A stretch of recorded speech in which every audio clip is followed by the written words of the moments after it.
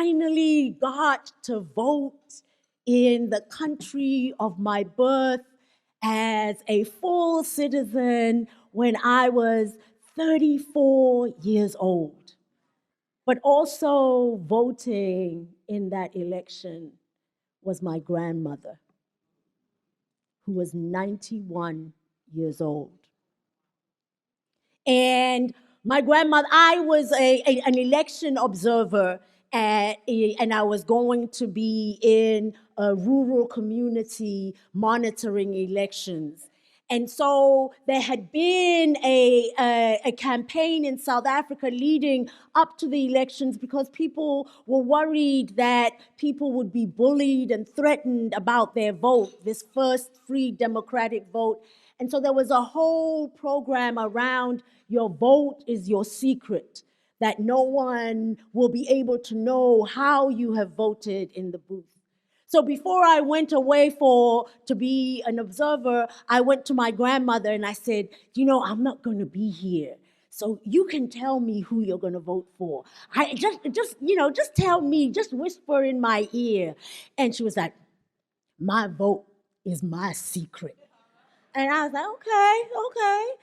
But then my cousin who took her to the polls said, I guess she just didn't want to tell you because as soon as she voted, she told everybody around, I just got to vote for Mandela. I was like, oh, okay, I see you. I see what you're doing there.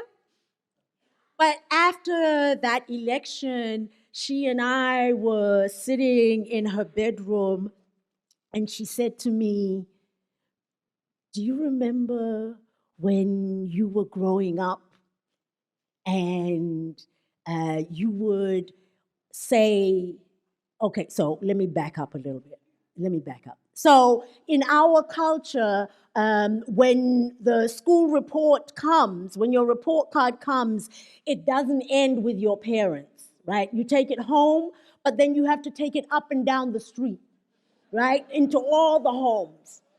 And then if you've got really good grades, you get given candy and sometimes money. And if you didn't get really good grades, you get lectures.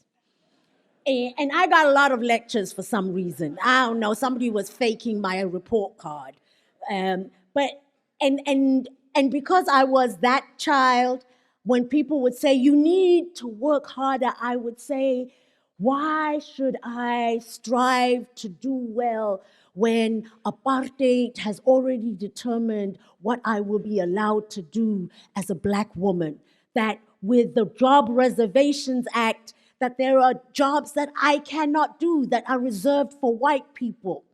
And so my grandmother said to me after we voted, remember when you would use that excuse for not doing well in school?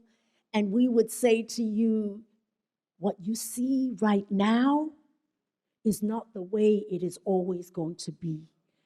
What we are living in right now is a lie about what our country is meant to be. And one day, the truth will come into being. And she said, remember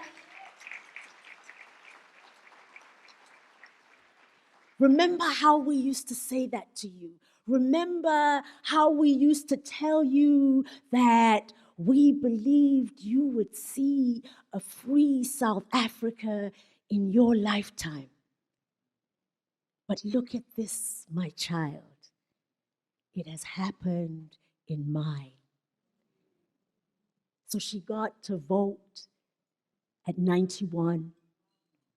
She never got to vote again, but that experience of being a part of the change she had dreamt of, she had fought for, and having fought, never believing that it would happen for her, but knowing it would happen for her grandchildren.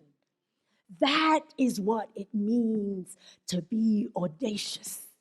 It is to know that we might be living in a lie right now, but the truth will always be victorious.